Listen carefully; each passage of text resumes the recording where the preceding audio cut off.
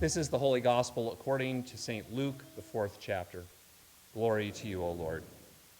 Jesus, full of the Holy Spirit, returned from the Jordan and was led by the Spirit in the wilderness, where for 40 days he was tempted by the devil. He ate nothing during all those days, and when they were over, he was famished. The devil said to him, "If you are the Son of God, command this stone to become a loaf of bread." Jesus answered him, "It is written, one does not live by bread alone." Then the devil led him up and showed him in an instant all the kingdoms of the world. And the devil said to him, "To you I will give their glory and all this authority, for it has been given over to me, and I give it to anyone I please. If you then will worship me, it will all be yours." Jesus answered him, "It is written, worship the Lord your God, and serve only him." Then the devil took him to Jerusalem and placed him on the pinnacle of the temple, saying to him, "If you are the Son of God, throw yourself down from here. For it is written, he will command his angels concerning you to protect you, and on their hands they will bear you up, so that you will not dash your foot against a stone." Jesus answered him, "It is said, do not put the Lord your God to the test." When the devil had finished every test, he departed from him until an opportune time. The Gospel of the Lord. So as we were studying the Lord's Prayer in confirmation recently, we came to the petition that says, "Save us from the time of trial," or in the old version, "Lead us not into temptation." Trials and temptations. And as I was thinking about temptations or trials, I asked the kids to read today's gospel reading, and then I asked them on the worksheet that I have them do before class now to answer the question, why does Jesus think these suggestions from the devil are wrong? Why are they temptations? Now, of course, since in the story all of these ideas come from the devil, we are all inclined to say, well, there's something wrong here just because the devil suggests it. Indeed, if the devil told Jesus to do something that we would consider great, if the devil said, worship God or care for the poor and the oppressed, we would sit back and wonder, what's the devil's angle there? But it's worth stopping to ask why these temptations are actually things that Jesus thinks are bad things. And that's because usually when we hear the word temptation, most of us envision being tempted to do something that is really obviously bad.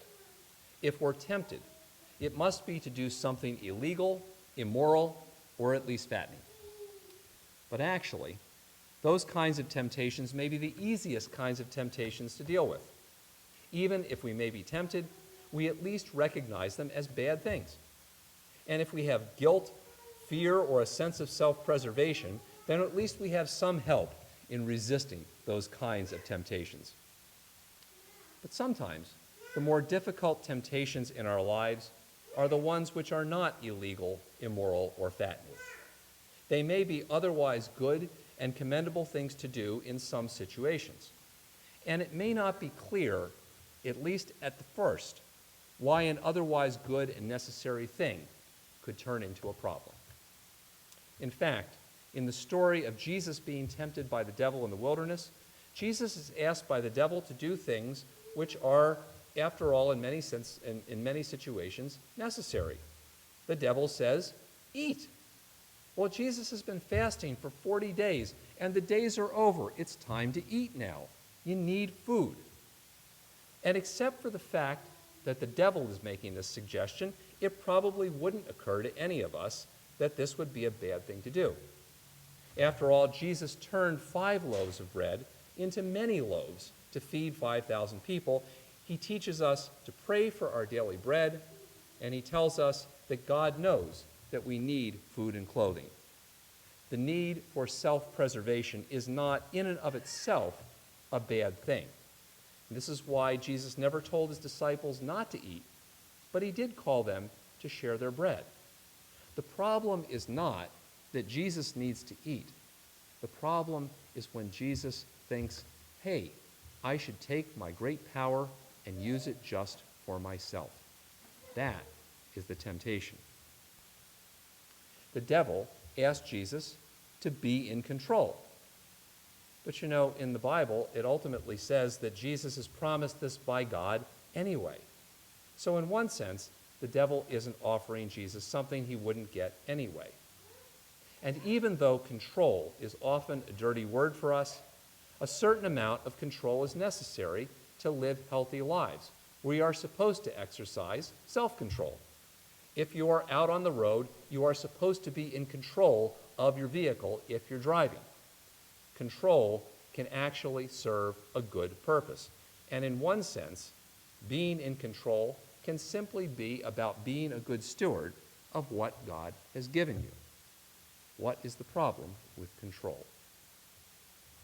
The devil suggests to Jesus that, you know what, if you throw yourself down from the pinnacle of the temple, which is the corner right on the Temple Mount where everybody sees you, hey, you're going to get a great reputation because, and I always point this out in this lesson, just because somebody can quote the Bible to you does not mean they're not Satan. The devil quotes Psalm 91 that we read. He will give his angels charge of you, and they will bear you up lest you dash your foot against a stone. You'll get a great reputation. Everybody will say, how cool are you? Now, most of us realize that showing off is bad, but a good reputation is actually important. After all, the crowds come to hear Jesus and to see what Jesus is doing because reports of him spread throughout the whole region. He develops a good reputation, and Luther points out in the Catechism that one way to murder somebody is to kill their reputation by slander and gossip. Self-preservation, control, reputation, they're all basically good and necessary things. But Jesus recognizes them as temptations, not because they are inherently bad, but because the devil wants him to pursue those things for their own sake. They become demonic when they take control, and they would become a problem if they became the end instead of the means for the mission of Jesus' life. Sometimes the most dangerous temptations in our lives are the more subtle ones. They're the temptations to focus on otherwise good things in such a way that those things become the goal of our lives, rather than the means to living the mission of life to which God calls us. And in resisting temptation, Jesus stayed focused on the mission of his life, the mission to which God called him. And in resisting temptation, Jesus calls us each day to resist temptations to let otherwise good things become goals of our lives rather than the means to the mission to which God calls each one of us. And so for us too, that means resisting the temptation of self-preservation. Because how easy is it to say, I have to take care of myself first, and then never move on to now, how can I help take care of somebody else? You know, we go onto airplanes and they say, you know, if the oxygen stops and the pressure goes off, put your own mask on first, but then help others. How easy is it to get stuck in that middle section where we're like, well, first I need to eat. Well, and then I need to make sure that I take care of other things around my house. And I need to take care of, you know, other problems that I'm having in my life. And later on, eventually, maybe, I can get around to helping somebody else. Sometimes the problem is not the legitimate needs I have, but when those become the focus of my life, when those become the goal of my life. And this is also why it's important for congregations to really focus on doing the things that we believe God is really calling us to do, especially as things change, especially as we come out of COVID. There are a lot of congregations I know who are like, okay, now we have to get back to doing all the things that we did before, and we got to do them just the way we did them before, because otherwise, oh my gosh, we're going to die. We're not going to be here anymore if we don't do all the 57,000 things that we used to be doing, when we don't have all of the resources to do those 57,000 things. And it's really a way of getting caught up in, oh my gosh, we have to do these things for our self-preservation, rather than which of the things really make a difference in our lives? Which of the things make a difference in the lives of our neighbors? Which are the things God is really calling us to focus on? When we think about focusing on what the mission really is, we lose some of the temptation to simply focus on self-preservation. Lots of things have changed and they're continuing to change. But one thing that has not changed for churches, I am pretty sure that I have seen, even in the last couple of years, is that churches that focus on mission and what God really wants them to do in this moment always manage to find the people and the money to do what they need to do. But churches that focus on self-preservation are always in trouble. For us too, resisting these temptations that Jesus calls us to resist means often focusing on the temptation not to think we have to be in control of everything. Because control is about being in charge in order to serve a purpose, in order to help others. When you are in control of your vehicle, you are being a safe person for other people, not just yourself. And control is supposed to be a means to help you serve and help others instead of locking others out. I mean, sometimes literally.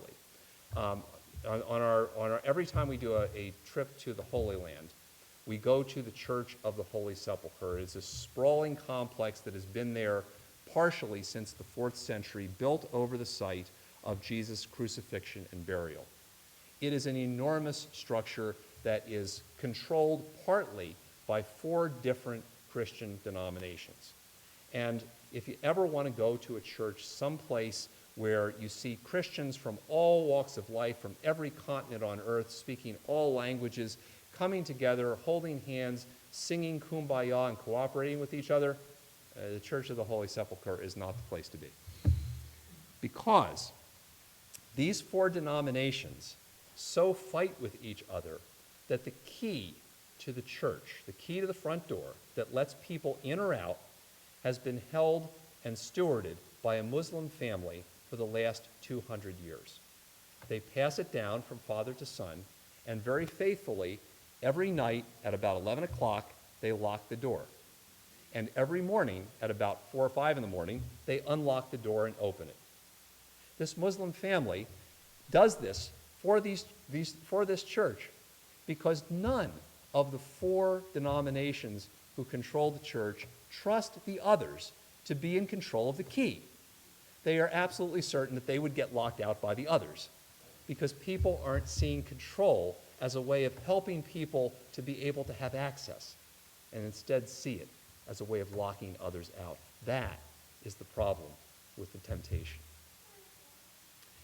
And for us too, resisting temptation is also about resisting the temptation to make reputation a thing in and of itself. What are you known for? What are we known for? I mean, reputation is a good thing. But here's the thing. Probably lots of you have seen some of these studies that have happened after a whole lot of people started working from home during COVID. One of the things that managers and businesses started to realize was that they said, you know what? When people all work from home, we really figured out who was actually adding to value and doing work. Because there were a whole boatload of people who we realized they were looking like they were working. They were walking through the hallways. They were carrying pieces of paper, because you always carry a piece of paper when you walk through the hallway because it makes you look busy. And you're talking on the phone, and they're talking to people, and they're looking like they're really busy, and they had this reputation for how hard they were working. But when they went to work from home, there was no production coming from them. They weren't actually adding to the value of whatever it was that the business was supposed to do. I am certain that a whole boatload of those people were not people who were trying to simply look good, but they had somehow thought that what it means to be a good worker is to do all of these things that make it look like you're working. It's how you have a good reputation. That's what you're supposed to do, instead of actually doing the job. So part of what Jesus is calling us to do, because he developed a reputation, but he developed a reputation because God's power was seen through him, not because he could jump off buildings and have the angels catch him. So what Jesus is asking us is, what are we known for? How are we going to be people who are known as people who let God's power shine through us, who let God's work be done through us individually and as a community? When you think about reputation like that, then the temptation to simply act like look how good I am, is less. And that is one of the ways of resisting temptation. In today's gospel, we are reminded that temptation comes in many forms. We're called to recognize that sometimes the worst forms of temptation do not seem at first like they're bad ideas. But most of all, Jesus reminds us that the key to resisting temptation, in whatever form it comes, isn't so much about saying no to bad things as it is staying focused on the mission that God calls us to as a community and as individuals each and every day. Amen.